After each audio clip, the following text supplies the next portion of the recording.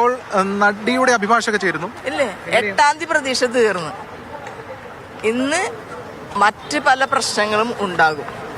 കോടതി ജഡ്ജ്മെന്റിനെ സംബന്ധിച്ച്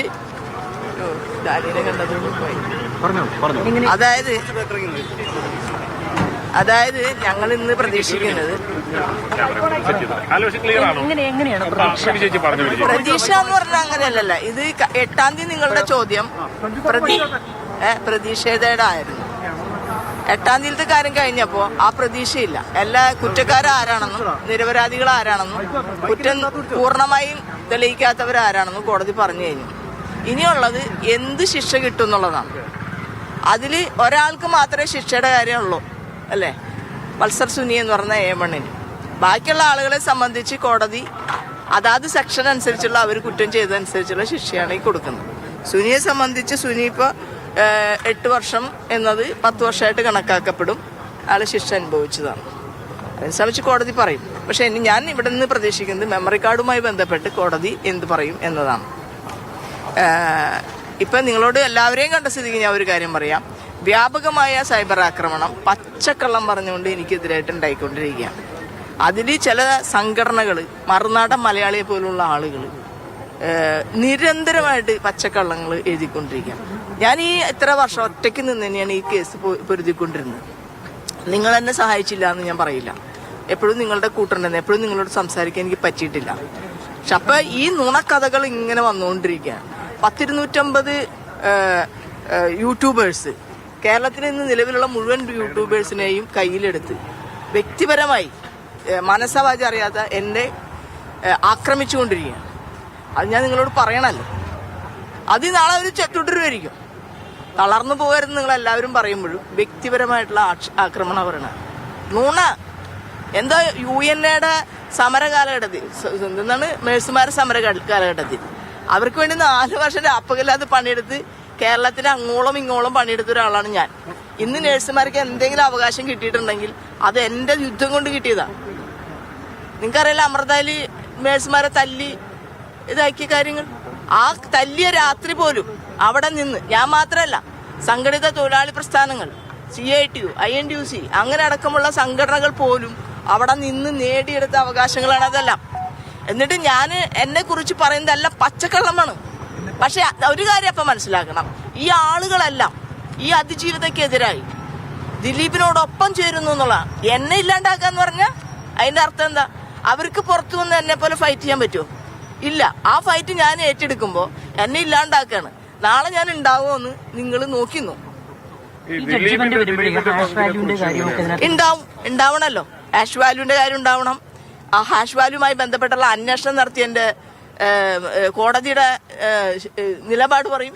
അത്തരം കാര്യങ്ങളെല്ലാം പറയും. അതുകൊണ്ട് ഞാൻ ഇന്ന് അത്ര സീരിയസ് ആയിട്ട് കാണുന്നു. പച്ചക്കള്ളമാണ്. ഞാനത് നിങ്ങളോട് പറഞ്ഞല്ലോ. ഞാൻ പറയും. ഇന്ന് എനിക്ക് പറയാൻ പറ്റില്ല. കാരണം എന്താ? ഇന്ന് 12-ാം തീയതിയോട് കൂടി എന്റെ അതിജീവിതയുടെ വക്കാലത്ത് അവസാനിക്കണത്. നാളെ മുതൽ ഞാൻ ഫ്രീ ആണ്. നാളെ മുതൽ ഞാൻ അഡ്വക്കേറ്റ് TB മിനിയാണ്. അതുകൊണ്ട് എനിക്ക് നിങ്ങളെ ഫേസ് ചെയ്യാൻ ഒരു പ്രശ്നം ഉണ്ടാവില്ല. ഇന്ന് വരെ നിയമപരമായിട്ടുള്ള റെസ്ട്രിക്ഷൻ എനിക്കുണ്ട് പറയുന്നത്. എടോ, അതിജീവിതയ്ക്ക് അപ്പീൽ പോകണമെങ്കിൽ, അതിജീവിതയ്ക്ക് സുപ്രീം കോടതിയിൽ നിന്നൊക്കെ അഡ്വക്കേറ്റ്സിനെ കൊണ്ടുവരണമെങ്കിൽ എത്ര പൈസ ചെലവാക്കണടോ?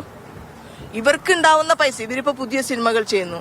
സിനിമാ മേഖലയിലെ പ്രൊഡ്യൂസേഴ്സ് എല്ലാം, സിനിമാ മേഖലയുടെ സംവിധായകരെല്ലാം, സിനിമാ മേഖല കൊട്ടക മുതലാളിമാരെല്ലാം ദിലീപിന്റെ പക്ഷം ചേരുമ്പോ ആരുണ്ടാവും ഇതൊക്കെ ഫേസ് ചെയ്ത് നടക്കാൻ?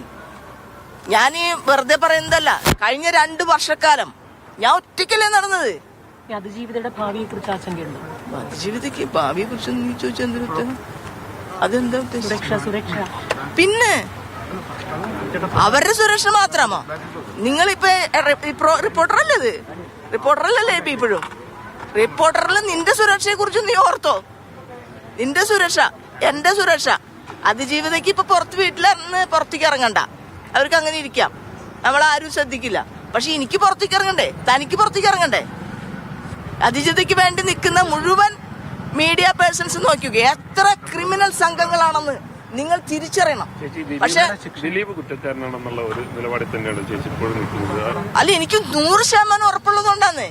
ഞാൻ തെളിവുകളുണ്ടെന്ന് ഞാൻ സഹിനോട് പറയല്ലേ. സഹിൻ, എനിക്ക് തെളിവുകളുണ്ട്. ഈ തെളിവുകൾ കോടതി അപ്രീഷിയേറ്റ് ചെയ്തോ ഇല്ല എന്നുള്ളത് രണ്ടാമത്തെ കാര്യമാണ്. എനിക്ക് വിശ്വസിക്കാൻ കഴിയുന്നത് 100%. മനസ്സിലായി? 100 കൂടുതലുണ്ടാ. ആളുകൾ 101 പറയും, പക്ഷെ 101% ഇല്ലല്ല. ഈ ശിക്ഷയിന്മേലുള്ള വാദം നടത്തുമ്പോൾ നമ്മുടെ ഭാഗം പറയാനായിട്ട് ഇല്ല. അതിജീവിതയുടെ വക്കീലിന് ട്രയൽ കോടതിയിൽ ഒന്നും പറയാൻ പറ്റില്ല, നിയമം അനുവദിക്കണില്ല. അതിജീവിതയ്ക്ക് അപ്പീൽ കൊടുക്കാനുള്ള ഒരു പ്രൊവിഷൻ ഇപ്പോഴാണ് വന്നത്. ആ അപ്പീൽ അവർക്ക് കൊടുക്കാം, അല്ലാതെ ട്രയൽ കോടതിയിൽ എനിക്ക് മിണ്ടാൻ പറ്റില്ല. പിന്നെ എൻ്റെ ഒരു കണ്ടംപ്റ്റ് കിടക്കുന്നുണ്ട്, ആ കണ്ടംപ്റ്റുമ്പോൾ വേണമെങ്കിൽ എനിക്ക് വാദം പറയാം. അതല്ലാത്ത ഒരു ഇതിനും പറ്റില്ല. ഈ ആളുകളെല്ലാവരും പറഞ്ഞ എന്തറിയാമോ, അതിജീവിതയുടെ വക്കീൽ കേസ് നടത്തി തോറ്റു. ഞാൻ എവിടെ കേസ് നടത്തി തോറ്റിയത്? ഞാൻ കേസ് നടത്തി ജയിച്ച ആളാണ്.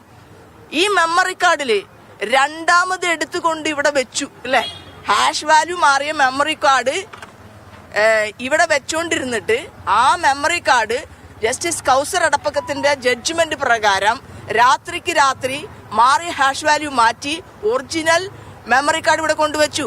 നിങ്ങൾ ചോദിക്കണം ഈ അക്യൂസിന്റെ വക്കീലന്മാരോട്, എവിടെയാണ് CFSL പോയ റിപ്പോർട്ടിന്ന്?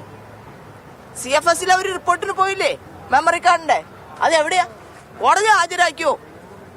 എവിടെയെങ്കിലും ഹാജരാക്കിയോ? ഇല്ല. ഇതെല്ലാം അറിയാവുന്ന ആള് നമ്മൾ തന്നെയാ. ഇന്ന് വൈകുന്നേരം വരെ 12-ാം തീയതി വൈകുന്നേരം വരെ എനിക്ക് റെസ്ട്രിക്ഷൻസ് ഉണ്ടെന്ന് നിങ്ങൾ മനസ്സിലാക്കണം. 12-ാം തീയതിക്ക് ശേഷം ഞാൻ വെറും അഡ്വക്കേറ്റ് TB മിനിയാണ്.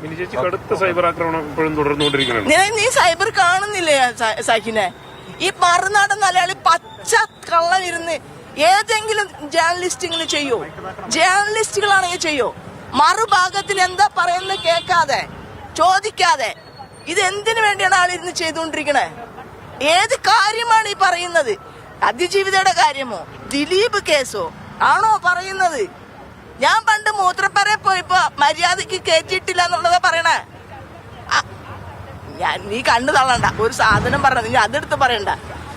അങ്ങനെയല്ല, അത്ര മോശമായ രീതിയിൽ അല്ലേ? അത് ആരെങ്കിലും കണ്ടിട്ടുണ്ടോന്ന് എനിക്കറിയോ? ഇല്ല. അപ്പൊ നമ്മൾ എത്ര ജെനുവിനാണെന്ന് എനിക്ക് എറണാകുളത്തുള്ള പത്രക്കാർക്കറിയാം. ഞാൻ എന്തായിരുന്നു ജനിച്ച് വളർന്ന് പഠിച്ച് ഇവിടെ തന്നെ പ്രാക്ടീസ് ചെയ്ത് ഇവിടെ തന്നെ നിങ്ങളെ കണ്ട് നിങ്ങളുടെ എല്ലാ വിഷയങ്ങളും കൈകാര്യം ചെയ്ത് നിങ്ങൾ വിളിക്കുമ്പോഴത്തൊക്കെ വന്ന് ഞാനും ഒരു മനുഷ്യനാണ്. പക്ഷെ എന്നെ സപ്പോർട്ട് ചെയ്തത് നിങ്ങൾ മാത്രമാണ്. ഈ കാലഘട്ടത്തിലെല്ലാം നിങ്ങൾ എന്റെ കൂടെ ഉണ്ടാവും, എനിക്ക് ഉറപ്പുണ്ട്.